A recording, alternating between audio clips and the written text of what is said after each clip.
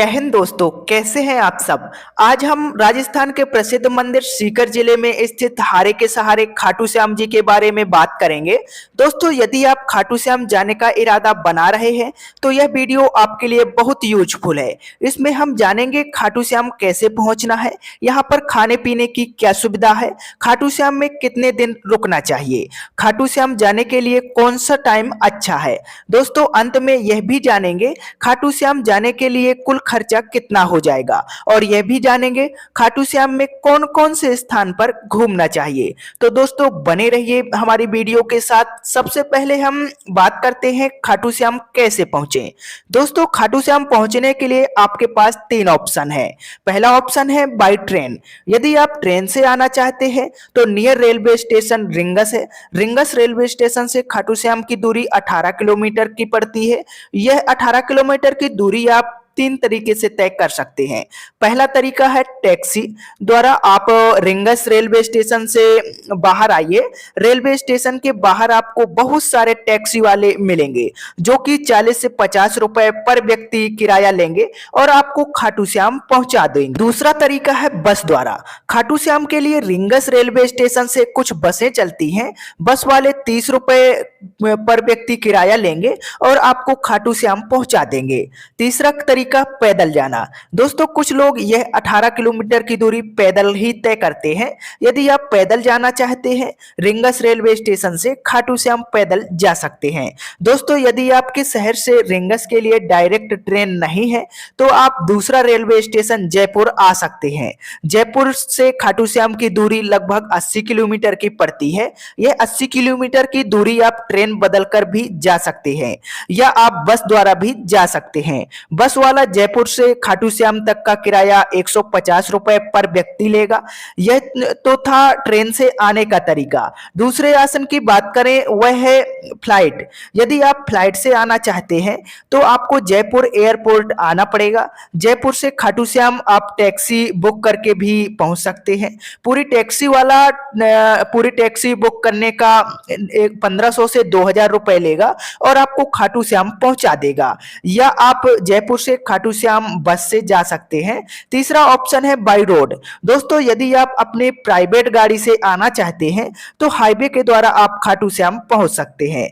दोस्तों, अब हम खाटू श्याम में पहुंच चुके हैं। सबसे पहला प्रश्न आता है कि हम खाटू श्याम में कहाँ रुके। दोस्तों, आपको खाटू श्याम मंदिर के आसपास बहुत सारे धर्मशाला और बहुत सारे प्राइवेट होटल मिल जाते हैं। यदि मैं धर्मशाला की बात करूं तो धर्मशाला में 400 से 1000 रुपए में अच्छे रूम देखने को मिल जाते हैं। यदि आप प्राइवेट होटल में रुकना चाहते हैं, प्राइवेट होटल 1000 से 1500 रुपए में एसी और नॉन एसी रूम देखने को मिल जाते हैं। दोस्तों, यदि आप अपनी प्राइवेट गाड़ी से आते हैं तो आपको मंदिर परिसर में 1 किलोमीटर पहले बहुत बड़ी पार्किंग देखने को मिलती है जिसमें आप अपनी गाड़ी को पार्किंग कर सकते हैं। गाड़ी पार्किंग करने का 50 रुपए किराया लिया जाता है। पार्किंग के पास ही नहाने के लिए सुलभ बने हुए हैं। यदि आप रूम नहीं लेना चाहते हैं तो आप सुलभ में जाकर नहा सकते हैं और खाटू श्याम जी के दर्शन कर सकते हैं।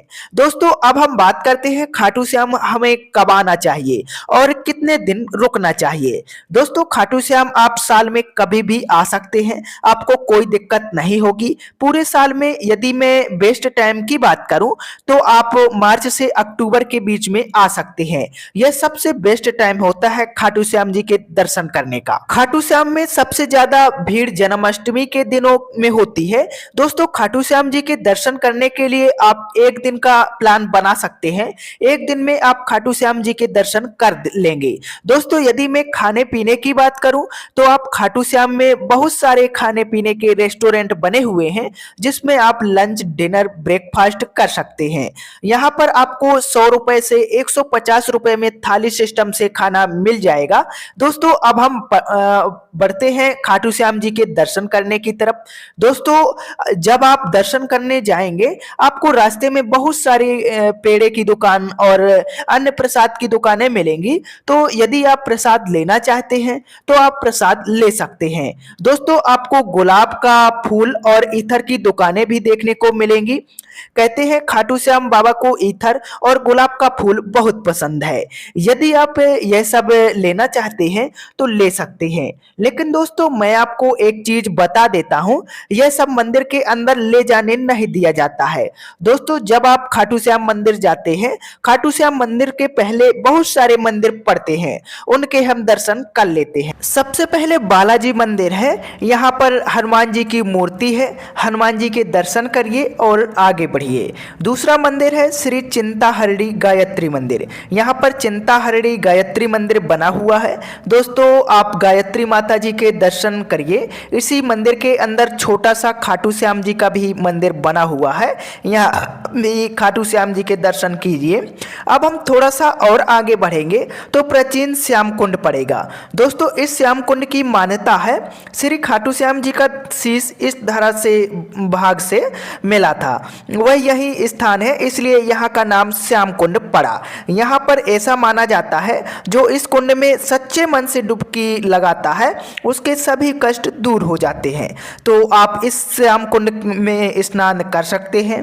दोस्तों, यहाँ से 10 मिनट पैदल हम और चलेंगे, तब हम खाटू श्याम मंदिर पहुँच जाएंगे। दोस्तों, अब हम खाटू श्याम बाबा जी के दर्शन के लिए लाइन में लग चुके हैं। दोस्तों, लाइन में आधा से 1 घंटा लगेगा, खाटू श्याम बाबा जी के दर्शन हो जाएंगे। दोस्तों, यह रहे हमारे खाटू श्याम जी। अब हम खाटू श्याम जी के दर्शन करेंगे, अपनी मनोकामना मांगेंगे और हम मंदिर से बाहर आ जाएंगे। दोस्तों, यहाँ पर मोबाइल कैमरा ले जाने दिया जाता है, लेकिन आपको मंदिर के अंदर फोटो खींचना या वीडियो बनाना मना है। दोस्तों, अब हम बात करते हैं खाटू श्याम जी के दर्शन करने में हमारा कुल खर्चा कितना होगा।